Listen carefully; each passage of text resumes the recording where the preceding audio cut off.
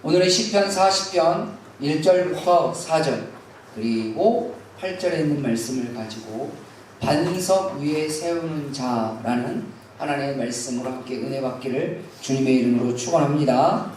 오늘 하나님의 말씀을 보면 40편 2절에 보니까 나를 기가 막힐 동경이가, 여기에다가 기가 막히고 코가 막히를 넣으면 조금 더 절실할 뻔했습니다만은 성경의 번역상, 그러니까 이스라엘 사람들도 우리 앞에 같은 표현을 하는 것 같아요. 기가 막힐 옹경이와 수렁에서 끌어올리시고 내 발을 반석 위에 두사 내 걸음을 견고하게 하셨도다. 할렐루야. 얼마 전에 어느 작은 전자 중소기업 사장님으로부터 전화가 왔어요. 목사님, 요새 잘 지내세요? 그래서 잘 지내죠. 하나님 오늘 어떻게 오래간만에 통화가 됐습니다. 그랬더니 목사님, 이번에 저희 회사 50주년 기념 예배를 드리는데 목사님 한번 좀 올라오시면 안 되시겠습니까? 라고 통화를 받았어요. 벌써 50년이 됐어요. 정말 하나님의 은혜 외에는 뭐 더 이상 설명할 길이 없습니다. 라고 이렇게 말씀하셨어요.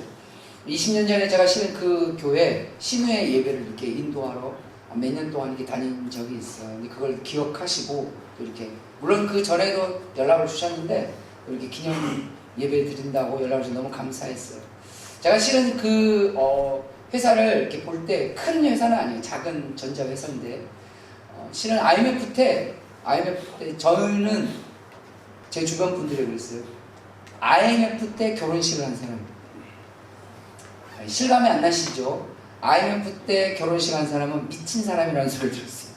그 시절에 결혼식을 괜찮겠어? 이 소리를 하도 많이 들었거든요. 그 시절에 너무 많은 기업들이 무너지고 너무 가정들이 무너지고 정말 많은 실업자들이 나오고, 정말 지금도 IMF라는 말이 IMF가 대명사가 됐어요. 이게 국제통화기금인데 어찌된 게 이 이름이 한국의 가장 어려운 시절을 표현하는 단어가 되어버릴 정도로 대기업들이 무너지고, 그러니 당연히 그 대기업과 연결된 협력업체부터 시작해서 또 하청업체까지 얼마나 많은 회사들이 넘어오는지 몰라요. 그 작은 중소기업 회사였는데도 거기에서 이렇게 납품했던 대기업이, 기억나실지 모르겠지만 현대전자라는 회사가 있었어요. 그래서 그때는 대기업 중에 하나였던 회사였는데 그 회사가 넘어가면서 거기에 있던 협력업체부터 하청업체 싹 다 무너졌거든요. 근데 유일하게 살아남은 회사입니다. 그 회사가. 지금까지도 작은 중소기업 업체로서 계속 이렇게 정말 하나님의 은혜로 이렇게 이어가고 있는데, 그 사장님이 이제 통화하시면서 그 얘기를 하시는 거예요. 하나님께서 우리의 가정을 붙드시고 하나님께서 우리 회사를 견고하게 하셨기 때문에 그 어려운 IMF도 넘어가고 금융위기 터졌을 때도 그때도 넘어가고, 그래서 지금까지 올 수 있었다. 이 모든 게 하나님의 은혜이지 않겠냐, 이런 말씀을 하시더라고요. 또 제가 살아오면서 이렇게 성도들의 가정들을 보면 어려운 시절을 만날 때 그 어려운 시절을 잘, 그래도 가족들이 서로 똘똘 뭉치고 하나님께 기도하면서 잘 넘어가시는 분들이 있어요. 근데 겉으로 보면 뭐 물질적으로도 풍요롭고 큰 문제도 없는 것 같고 가정 간에 화목한 집안인 것 같은데, 어려움의 풍파가 한번 팍 치면 그냥 쉽게 넘어가 버리는 그런 가정도 있고, 또 신앙인도 마찬가지입니다. 겉으로 보면 믿음이 되게 좋아 보이고 기도 열심히 하시는 분인 것 같은데, 어려운 세상의 풍파를 빡 맞으면 쉽게 팍 이렇게 쉽게 믿음이 넘어가시는 분이었나? 라고 할 그런 마음이 들 정도로 그런 분이 있어요.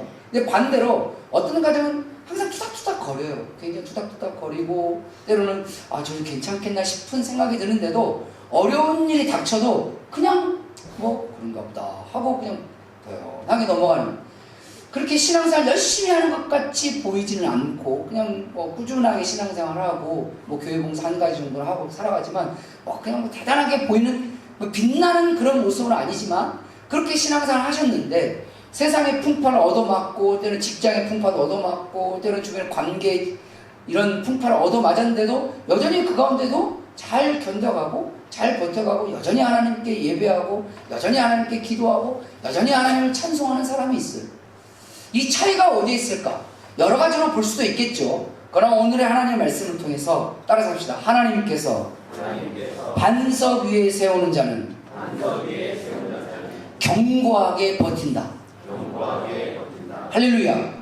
실은 오늘 시편 40편 말씀은 우리가 다윗이 왕으로 재위식을 할 때 다른 사람이 왕으로 뭐 요즘 말로 하면 취임식이 될 수 있겠죠. 이렇게 재위식을 딱 할 때 뭐 감사할 수도 있을 것이고 드디어 때가 왔네 뭐 이럴 수도 있겠죠. 그러나 다윗은 그날이 그냥 눈물의 날이었어요. 우리가 너무 잘 알잖아요. 실은 그의 삶 자체가 얼마나 힘들고 고달프고 세상의 풍파, 관계의 풍파, 때로는 믿음의 신앙의 풍파, 자기 가까이 있는 사람들, 멀리 있는 사람들까지 얼마나 많은 어려움 가운데 살았습니다. 그런 수많은 어려움의 풍파 속에서 그가 드디어 왕이 됐습니다. 그에게 있어서 왕은 명예나, 그에게 있어서 왕은 어떤 기쁨이나 즐거움이나, 그에게 있어서 왕은 세상의 권세와 권력을 누리는 것이 아니라 그냥 그 자체가 은혜였습니다. 할렐루야. 그냥 그 자체가 하나님의 그냥 권세를 누리기 때문에 축복이 아니라 그냥 오늘까지 살아있었다는 것이 축복이었어요. 그게 은혜였고 감사했고 감격이었어요. 그 재위식 때 하나님께 드리는 찬송의 시가 이 시편 40편이라고 이렇게 우리는 알려져 있습니다. 아무리 무너져 내리는 그런 인생이어도 하나님을 만나 하나님을 경험하고 또 하나님 안에서 살아가는 사람을 하나님께서 어떻게 그를 일으켜 세우시고 어떻게 반석 위에서 견고한 인생으로 만들어 가신다는 사실을 오늘 다윗을 통해서 우리에게 보여주고 있고, 그 다윗이 재위식하면서 이 시편 40편을 하나님께 올려드리면서 자기의 인생을 말 그대로 짧지만 주님께 고백하는 그런 찬양의 시라고 우리는 그렇게 볼 수 있습니다. 근데 성경을 우리가 함께 보면 수많은 하나님의 사람들 가운데 요셉처럼, 때로는 모세처럼, 오늘 여기 나오는 다윗처럼, 다니엘이나 모르드게나 뭐 거론하자면 수도 없습니다. 이 수많은 사람들의 공통점이 뭡니까? 그들의 인생이 때로는 형제들에게 있어서 노예로 팔려가는 무너지는 인생이었어요. 자기가 충성을 다하는 주인의 아내 때문에 어떻게 보면 배신을 당하고 감옥의 나락으로 떨어지는 삶이었어요. 그냥 철이 들고 보니 자기는 애굽의 왕자였어요. 그냥 애굽 궁정에서 누리면 살면 돼요. 그런데 내 민족이 누군지를 아는 순간 그의 삶을 꼬이기 시작합니다. 내 민족 살려보겠다고 자기가 일으켰던 그 실수가 그의 인생의 나락으로 40년이라는 삶을 광야에서 보낼 수밖에 없는 인생의 나락으로 떨어지게 됐어요. 그저 그냥 오늘은 양만 치고 있었어요. 그 양들하고 같이 놀고 있었고 양 치면서 그냥 찬양도 하고 얘네들이 풀을 잘 뜯는가 라고 그냥 쳐다보고만 있었어요. 근데 오늘 형이 쫓아왔어요. 동생아, 빨리 집에 가야 된다. 왜요? 집에 사무엘 선지자가 왔는데 너가 안 오면 큰일 날 판이다. 무슨 일이 일어난지도 몰랐어요. 아버지가 말을 안 해줬거든. 사무엘 선지자가 우리 집에 와서 다음에 차기 왕이 누가 될지 하나님의 음성을 듣는다는 사실을 알려주지도 않았어요. 그래서 그는 그냥 그날도 양치하러 갔어요.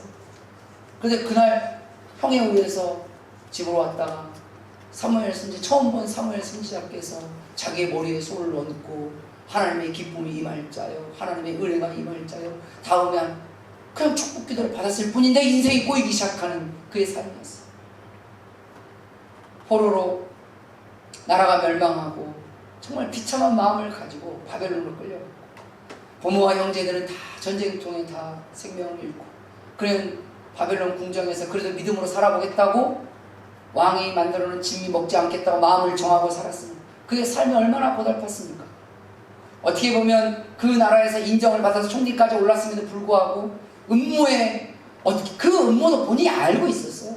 그냥 어떻게 보면 하나님 앞에, 하나님 한 번만 타협할게요, 한 번만 눈만 감아주면 안 될까요? 하면 될 수 있는 문제일 수도 있었단 말이에요. 그런데도 정말 고지식할 정도로 믿음으로 기도로 살았던 그에게 떨어지는 건 뭐였어요? 그냥 사자굴이었어요. 모르드게는 어떻습니까? 성경에 보면 얼마나 많은 사람들이 무너지는 인생 가운데 속에서도 하나님 붙들고 하나님께서 반석에 세우시고 하나님께서 견고한 인생으로 이끄는 얼마나 많은 인생들인지 몰라요. 주님은 우리에게 지금도 말씀하십니다.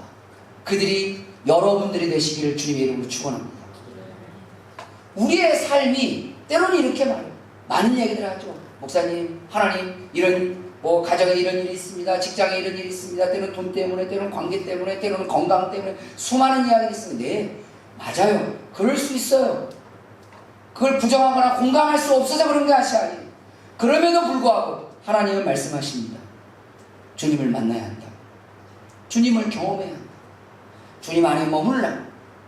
그리고 그런 사람들의 모습을 통해서 우리에게 어떤 사람이 반석 위에 세워지는 사람인지, 하나님이 어떤 사람을 어떠한 환경 속에서도 반드시 견고하게 만드는 인생인지를 오늘 말씀을 통해서 다윗의 고백으로 우리에게 이야기해 주고 있습니다.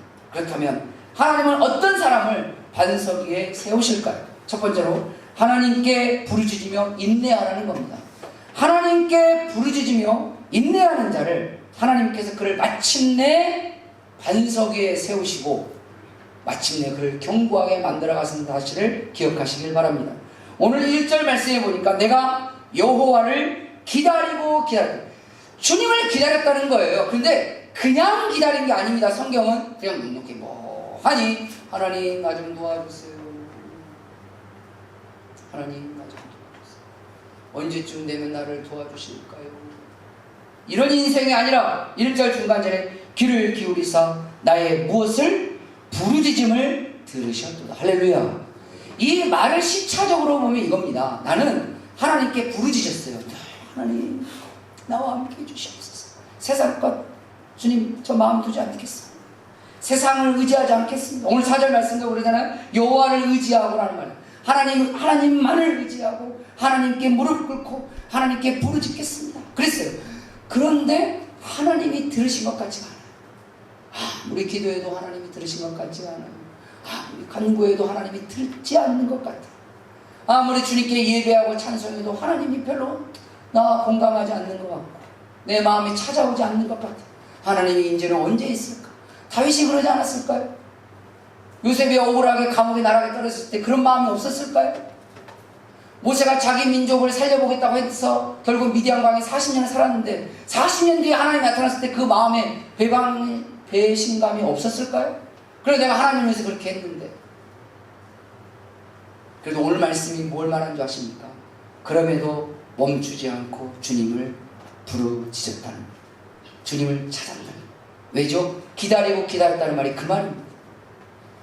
그런데 마침내 주님이 그의 부르짖음에 응답하셨어요. 내가 여호와를 기다리고 기다렸더니 귀를 기울이사 나의 부르짖음을 들으셨도다. 할렐루야. 무엇보다 하나님을 섬기는 사람은 진짜 예수님을 믿는 사람은 무엇보다도 사람보다도 물질이나 돈이나 때로는 세상의 권력이나 권세보다도 하나님을 먼저 찾는 사람입니다. 아멘. 좋아도 하나님을 먼저 찾는 사람, 슬퍼도 하나님을 먼저 찾는 사람, 고난이 있어도 하나님을 먼저 찾는 사람이 있어요. 즐거움이 있어도 하나님을 먼저 찾는 사람이 있어요. 기쁘고 즐겁고 신나요? 주님 찾아오는 사람입니다. 하나님 너무 감사합니다. 하나님 너무 좋습니다. 라고 부르짖는 거예요. 기쁨으로 주님을 부르짖는 거예요. 우리 교회 아동부애들 가끔 보면 저저번 주였나 저저번 주 한 달 정도 되는 것 같아요. 달란트 잔치 하잖아요. 그러면 애들 뭐 자기들 가지고 있는 달란트로 뭐 삽니다. 근데 자기가 갖고 싶어 했던 걸 딱 사면 목사님 저 이거 샀어요. 다른 애들은 부러운 눈으로. 기쁨은 기쁨의 부르짖음이 있습니다. 할렐루야.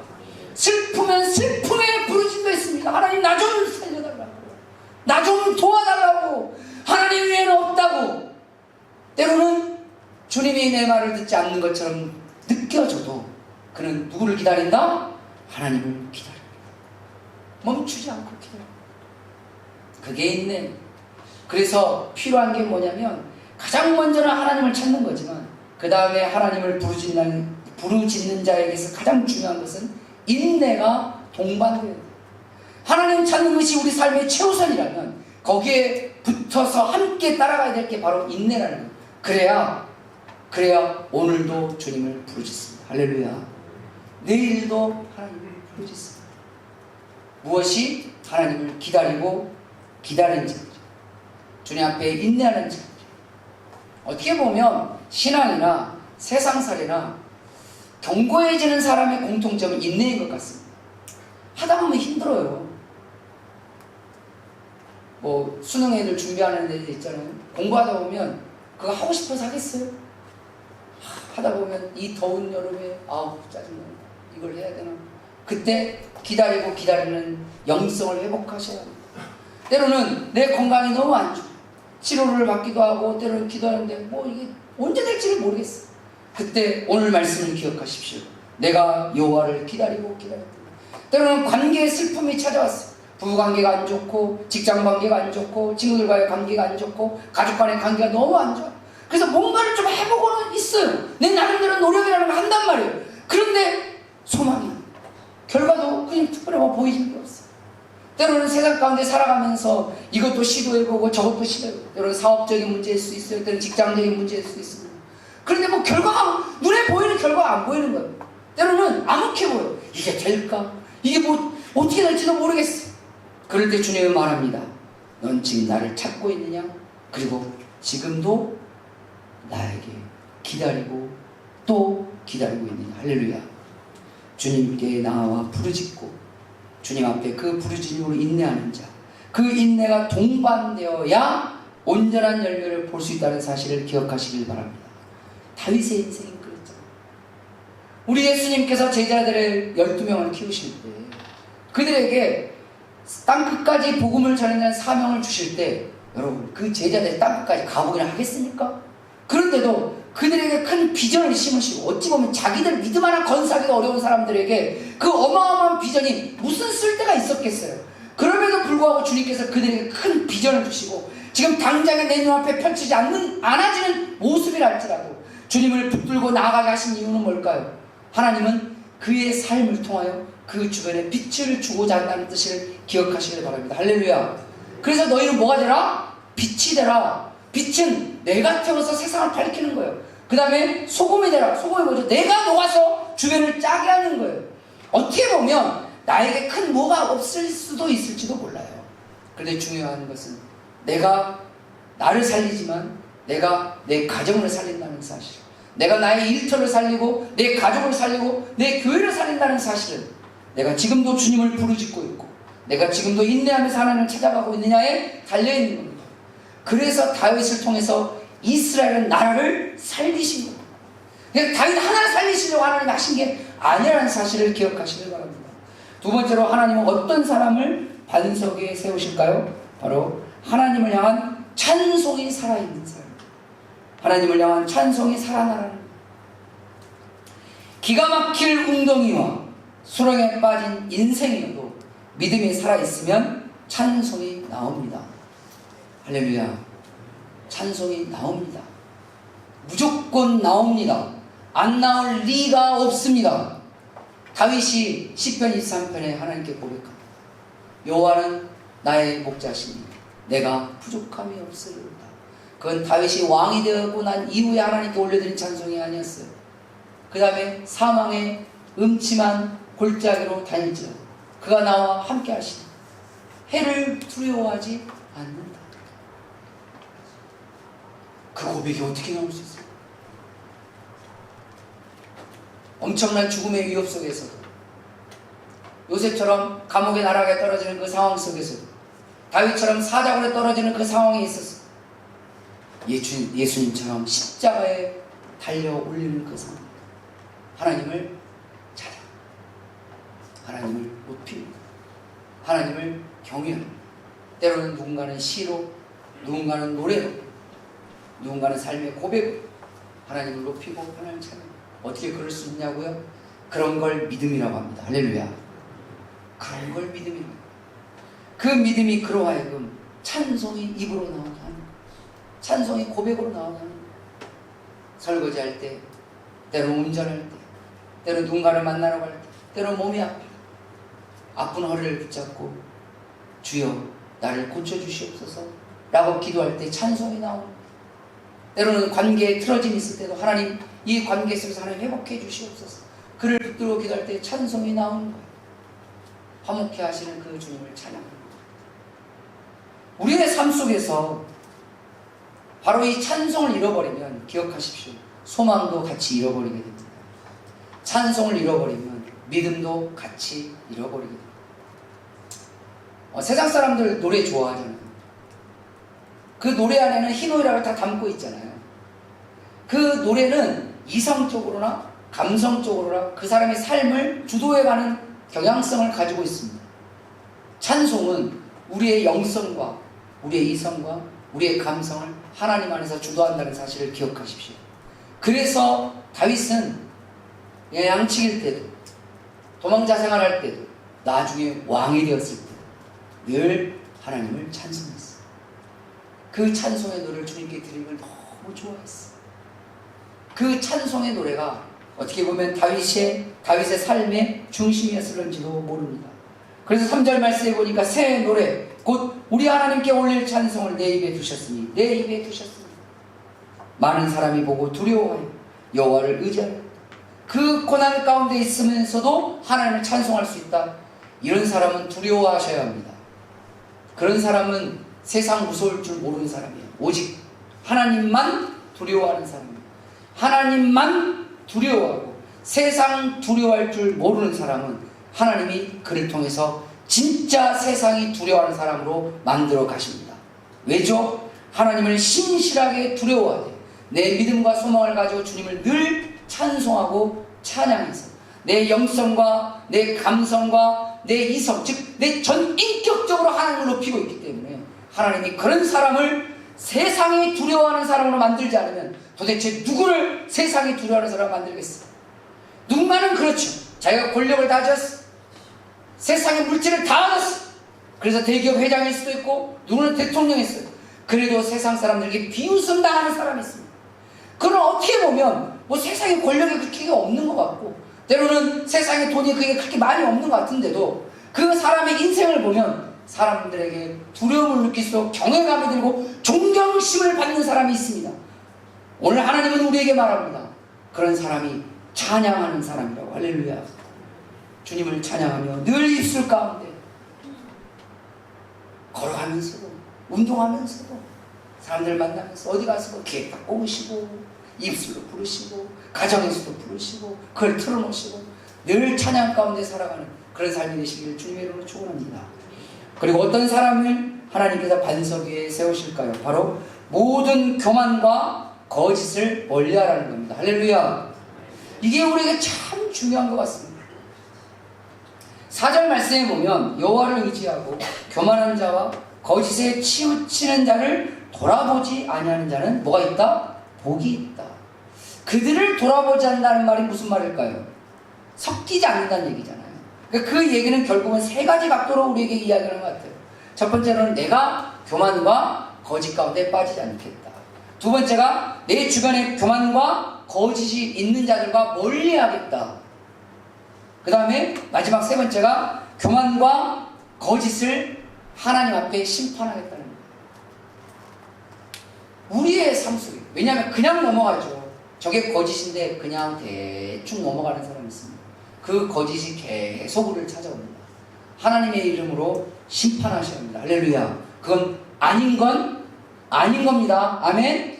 자녀들을 가르칠 때 우리 그러잖아요. 아닌 건 아닌 거예요. 아닌데 대충 넘어갑니까? 그 대충이 우리를 졸졸졸졸 따라옵니다.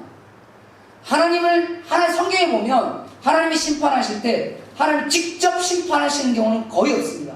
드물어요. 뭐 소돔과 고모라, 노아의 홍수, 이 정도. 그 외에는 되게 보면 이 세상에 있는 사물들을 통해서 하나님이 심판하십니다. 때로는 짐승들을 통해서, 때로는 다른 나라의 적국 국가를 통해서, 때로는 전염병 이런 병균들을 통해서 하나님이 심판하시는 경우들이 있어요. 그래서 성경에 보면 교만한 자는 하나님이 직접 심판하신다라고 기록을 해놨어요. 그만큼 하나님은 교만한 사람을 너무 싫어하십니다. 거짓은 뭐 두말로 해봤죠. 그런데 거짓과 교만에 적당히 타협하는 게 뭐죠? 그게 하나님의 이름으로 심판하지 않는 사람이 적당히 타협하는 거예요. 그래서 마음에 들어요. 내가 교만하지 않으면 되잖아. 나만 거짓되지 않으면 되잖아. 라고 적당한 선에서 머무르려고 해요. 만약에 거기서 머무르면 여러분 가정에 거짓과 교만이 계속 여러분을 붙을 거예요. 우리 교회에 거짓과 교만이 계속 붙을 거예요. 아닌 건 아닌 겁니다. 아멘. 그래서 오늘 멀리하라는 표현을 쓰는 거예요. 하나님의 역사를 바라십니까? 하나님의 도우심을 바라십니까? 하나님의 손이 내 삶 가운데 함께하기를 원하십니까? 그러면 하나님이 싫어하는 걸 하지 마세요. 제가 사역하다 보면 가끔 부모님들이 이런 말을 해요. 자식들 이렇게 키우다 보면 세상 말로 꼴보기 싫은 짓을 하는 자식들이 있어요. 꼴보기 싫은 짓을 하는 자식을 보면 10개 줄 거 하나만 주고 싶어요. 하나 줘야 될 거 내년에 주고 싶어요. 근데 예쁜 자식들이 있어요. 예쁜 자식은 10개 줄 거 100개 줍니다. 내년에 줄 거 올해 주고 싶어요. 부모가 주고 싶어서 안 달라 있어요. 그런 마음이 없다고요? 내가 부모인가 한번 좀 생각해 보세요. 진짜 예쁜 자식은 이 자녀가 나에게 아빠, 엄마 이거 해주세요 라는 말을 듣고 싶어요.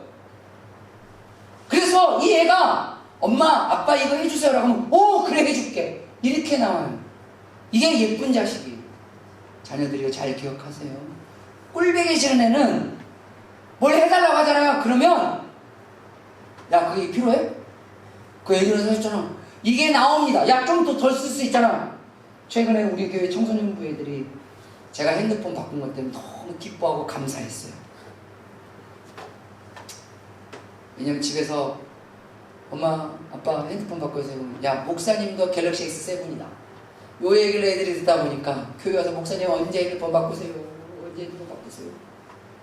이제는 좀 명분도 없어지긴 했네요. 그 얘기가 왜 나오겠어요? 하나님은 우리의 영원한 아버지가 되시는 분입니다. 할렐루야. 우리는 하나님의 자녀잖아요. 왜 주님이 그렇게 표현했겠어요? 그 부모의 심정이 하나님의 마음이라는 거잖아요. 하나님의 도우심을 바라십니까? 하나님의 역사가 있기를 원하십니까? 하나님의 동행하심이 있기를 원하십니까? 하나님이 싫어하는 건 제발 하지 마세요. 하나님이 싫어하는 건 제발 좀 하지 마세요. 그게 뭐죠? 교만한 겁니다. 교만. 다윗이 그렇게 겸손했던 다윗도 하나님의 심판이 임할 때가 있었어요. 그때가 언제인 줄 아세요? 바로 교만할 때였어요. 교만. 성경에 보면 밧세바와 사고를 칠 때 그때 시즌이 성경에 뭐라고 기록된 줄 아세요? 전쟁이 시작될 때였어요. 이스라엘에게 있어서 전쟁이 시작된다는 말은 무슨 말입니까? 하나님이 법궤와 함께 최전선에 나간다는 얘기예요. 하나님도 최전선의 전쟁터에 나와 계시는데 다윗은 어디에 있어요? 왕궁에서 오후까지 늘어지게 쳐 자다가 왕궁 옥상에 다 올라가니까 이스라엘의 노을이 참 예쁩니다. 한번 보러 갑시다. 애들 말로 겁나 예쁩니다. 말로 형용할 수 없을 정도로 예쁩니다. 그 노을빛에 여자는 조명빨. 저기 보니까 웬 여자가 목욕을 하는데 그 노을빛에 보면 여기서 맛이 갔어요. 하나님도 전쟁터에 가는 판에 본인이 뭐라고 왕궁에서 낮잠 자고 늘어져 있어요. 임신한 것도 아닌데.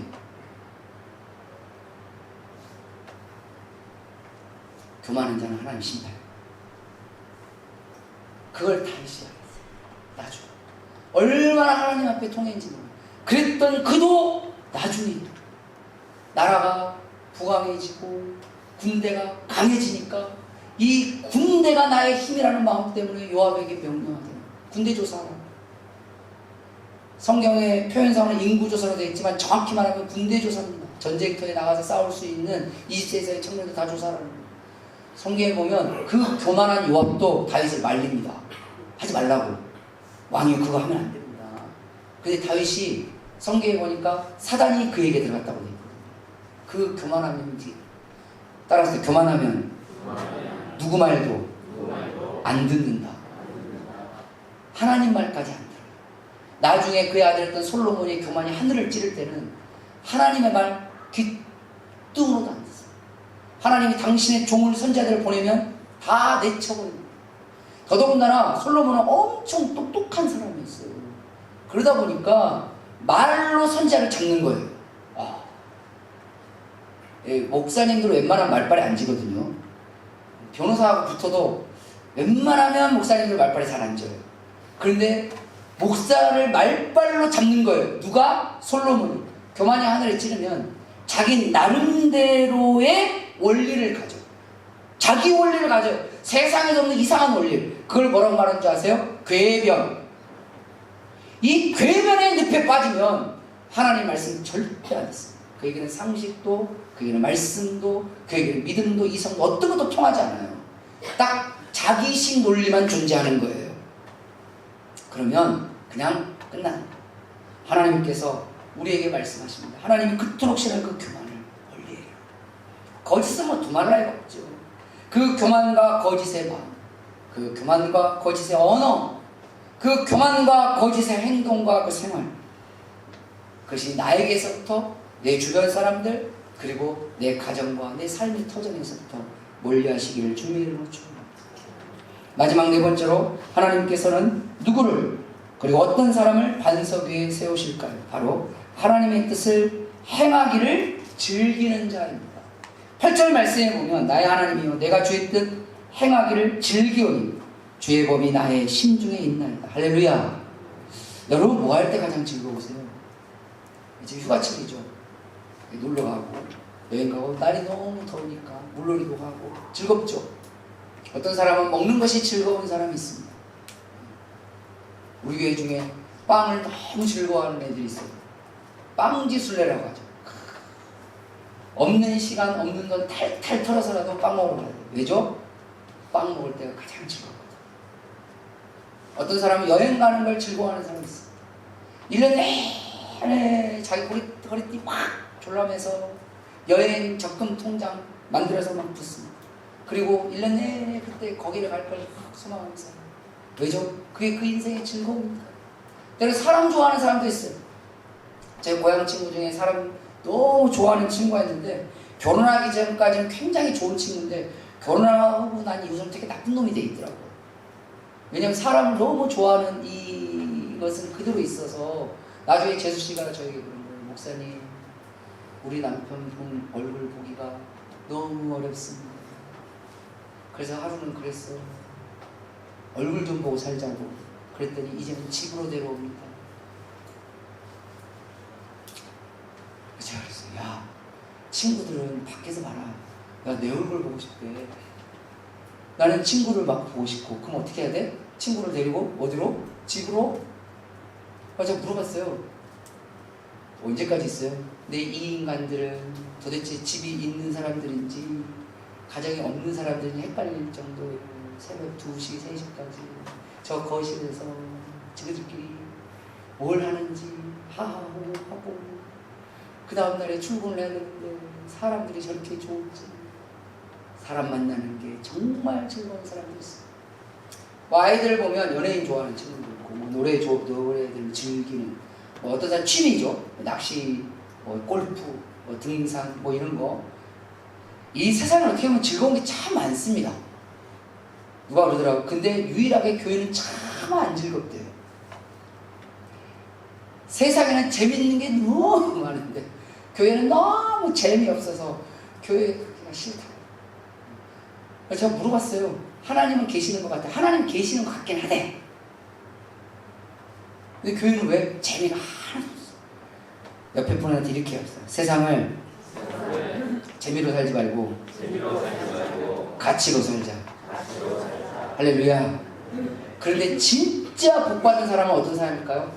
가치 있는 것을 재밌게 생각하는 사람. 너무 멋있잖아. 청소년부 캠프나 아동부 캠프 가잖아요. 그러면 그 찬양 시간이 되면 막 휘황찬란합니다. 자, 이번에 청소년부 캠프 갔는데 되게 가만히 같이 찬양하면서 부러운 게 하나 있었어을 찬양을 다니면 부러운 게 하나 있었어요. 저희 아내한테 옆에 이렇게 찬양하면서 야, 저거 우리 교회 가져갔으면 참 좋겠다. 그랬어요. 뭘? 저거 저희 아내가 저거 가져가면 큰일 나. 걔 뭐냐, 밀어버려. 아세요? 이게 반짝반짝 동그랗게 생겼는데 반짝반짝 생겼고 이 조명이 비치면 이게 확 이렇게 빛나요. 애들이 그 밑에서 확 찬양을 하는 거예요. 누가 보면 얘가 그냥 세상 콘서트장인지 아니면 찬양을 헷갈릴 수도 있겠죠. 근데 왜 그렇게 할까요? 하나님 안에도 재밌게 할 수 있다는 걸 알려주고 싶은 거예요. 하나님을 믿어도 재밌게 믿을 수 있다는 거, 하나님을 섬겨도 즐겁게 할 수 있다는 걸 알려주고 싶은 거죠. 그러니까 청소년 캠프 때 가면 그렇게 해요. 그런데 진짜 믿음 있는 사람들은 신앙생활하는 게 재밌습니다. 그걸 알면 이걸 어떻게 설명해야지? 예전에 저희 제 친구 목사님들이랑 얘기하는데 제주도에 갔는데 거기에 런던 베이글이라는 빵집이 있대요. 되게 유명하대요. 전국에 다 전국과는 뭐 이렇게 지점 분점들 이렇게 있나 봐요. 근데 거기를 갔는데 빵이 얼마나 빨리 끝났는지 사람들이 줄을 섰는데 들어가니까 빵이 없어. 그래가지고 이 친구가 하는 말이 저한테 런던 베이글 빵을 먹으려고 서울을 갔어요. 빵이 너무 즐겁잖아요. 서울을 갔어요. 서울에 무슨 백화점 지하에 가면 런던 베이글 뭐 파는 데가 있다고 그런 게 있어요. 빵 좋아하시면 눈이 반짝이기 시작하는데 그럼 그 빵을 먹으러 거기까지 갔어요. 근데 이 친구가 저에게 딱 한 말이 있어요. 왜 사람들이 이 빵을 먹으는지 알겠다. 여기서 이제 퀘스천을 받는 거지. 안 먹어본 사람들은 설명 불가해요. 그래서 맛이 어떤데 안 물어보고 싶으세요? 안 궁금해. 빵 안 좋아하는 사람 안 궁금해. 그죠? 근데 빵 좋아하는 사람 궁금해요. 뭐가 맛있는데, 뭐가 다른데, 우리 동네에도 베이글 파는 데가 있어. 타타스라고. 저쪽에 가면 있어요? 있어. 그러니까, 그거하고 차원이 틀려. 둘이 이제, 어떻게 차원이 틀리는데, 그 친구 마지막 한 말이 이겁니다. 가서 먹어봐! 가서 먹어. 신앙생활이 왜 재밌을까요? 기도하는 게 신나고 찬양하는 게 너무 즐겁고 말씀 보는 게 그렇게 성경은 꿀처럼 달대요. 누구는 성경 보면 수면제야. 잠이 안 올 때 뭐 한다고요? 성경 봐요. 그러면 수면제보다 더 빨리 듣는 게 성경책 읽는 거라고. 누가 그 얘기를 하는데 제가 너무 마음이 안 좋았어요. 누구는 성경책 보면 정신이 번뜩 드는데 누구는 성경 보면 수면제보다 더 세대. 그래서 늘 머리맡에다가 성경책을 두고 왜 빨리 자라고.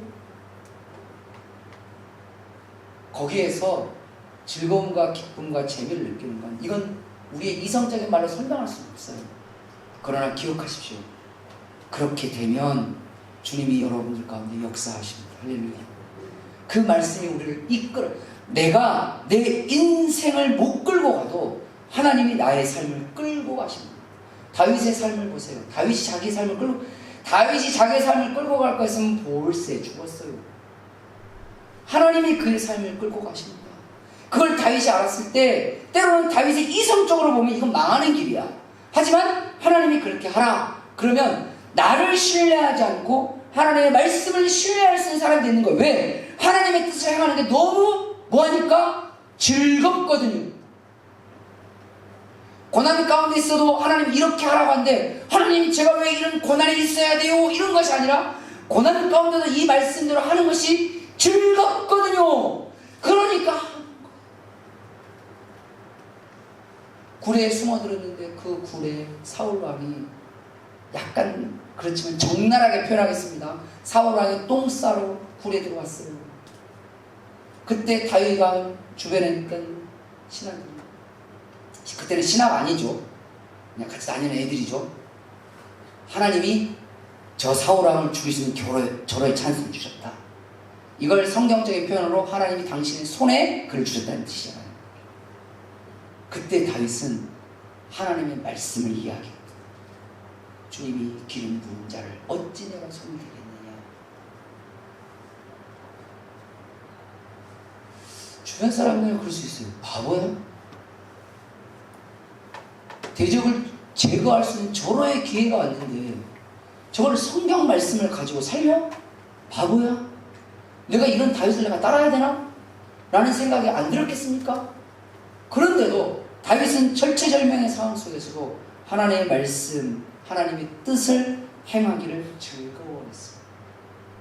그걸 재밌어했어요. 그걸 기뻐했어요.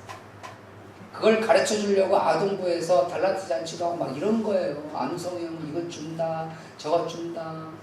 이스라엘 사람들은 그런다고 하잖아요. 성경에다 꿀을 발라서 어렸을 때부터. 그래서 성경책을 읽을 때마다 아유 성경 너무 맛있네.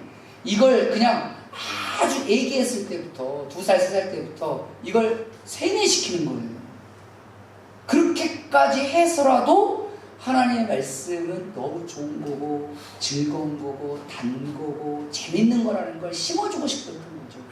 왜냐? 그게 심는 게 중요한 것이 아니라 그런 삶을 하나님이 반석 위에 세우시고 견고하게 만드는 걸 알고 있기 때문에 그렇습니다. 할렐루야.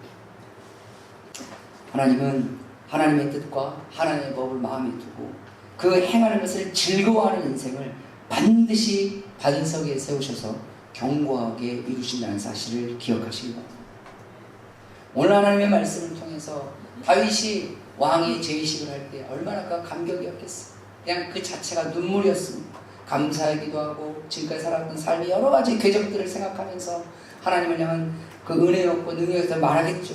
그러나 중요한 것은 하나님은 하나님의 사람들과 함께하는 걸 참 좋아한다는 사실을 다윗이 알았어요. 맞아요. 하나님은 하나님의 사람들에게 뭔가를 도와주고 역사하신다는 것을 참 좋아한다는 걸 다윗이 알았어요. 예수님께서도 예수님의 제자들과 많은 사람들에게 하나님은 너희를 돕고 구원하시는 분이시지 너희를 심판. 요한복음 3장 16절 이하로 하나님이 우리에게 말씀하시는 하나님이 심판하시려고 하시는 분이 아니시다. 하나님 너희를 구원하려고 하시는 분이시다. 하나님 그걸 참 좋아하시거든요. 그리고 하나님은 현재 우리 형편이 좋은 형편일 수도 있어요. 때로 안 좋은 형편일 수도 있어요. 누군가는 정말 부러워할 만한 형편에 있는 사람도 있을 수도 있고 누구는 처참한 형편의 상황인 사람도 있을 거예요. 그런데 현재의 형편과는 상관없이 하나님 안에서 견고해지기를 하나님은 바라고 계십니다. 어느 순간에도 흔들림 없이 견고하게. 최종적으로는 그런 고난의 상황 속에서도 눈 하나 깜빡하지 않는 그런 어떻게 보면 물질적으로 관계적으로 명예적으로 풍요로운 세상 속에서도 절대로 교만하지 않는 여전히 주님 앞에 겸손한 흔들림 없이 그 믿음 안에서 하나님 안에서 지켜가는 그런 견고한 인생이 되기를 주님은 바라십니다. 하나님이 그토록 좋아하시고 그토록 바라신다면 하나님이 우리에게 역사하지 않으실까요? 그런데 왜 우리에게는 여전히 반석 위에 세워있지 않은 것처럼 때로는 견고하지 않은 모습이 될까요? 하나님의 뜻을 행하는 것을 즐거워하지 않아서 그럴 수 있습니다. 어떻게 보면 교만과 거짓에 적당히 타협해서 그렇습니다. 하나님을 향한 찬송이 여전히 살아나지 않았기 때문에 맞습니다. 하나님은 자꾸 부르짖지 않고 아니면 부르짖긴 하는데 주님을 기다리고 기다리지 않고 이러다 말지 쉽게 포기해버릴 그런 삶이 아닌지 오늘 하나님의 말씀을 통해서 깨달으셨으면 좋겠습니다. 오늘 다윗의 시편 40편을 통해서 하나님은 지금도 우리에게 말씀하십니다. 우리가 다윗처럼 그리고 앞에 나왔던 많은 요셉이나 모세나 다윗, 다니엘이나 이런 모두가 이런 많은 사람들처럼 하나님 앞에서 하나님을 찾고 하나님을 부르짖고 여전히 인내하기를 원하십니다. 그게 맞아요. 하나님을 향한 찬송이 늘 살아나시고 모든 교만과 거짓을 멀리하시고 하나님 뜻 행하는 걸 즐거워해서 하나님이 그토록 좋아하시고 하나님 그토록 바라시는 반석 위에 세워지는 견고한 인생이 되시기를 주님의 이름으로 축원합니다. 기도하겠습니다.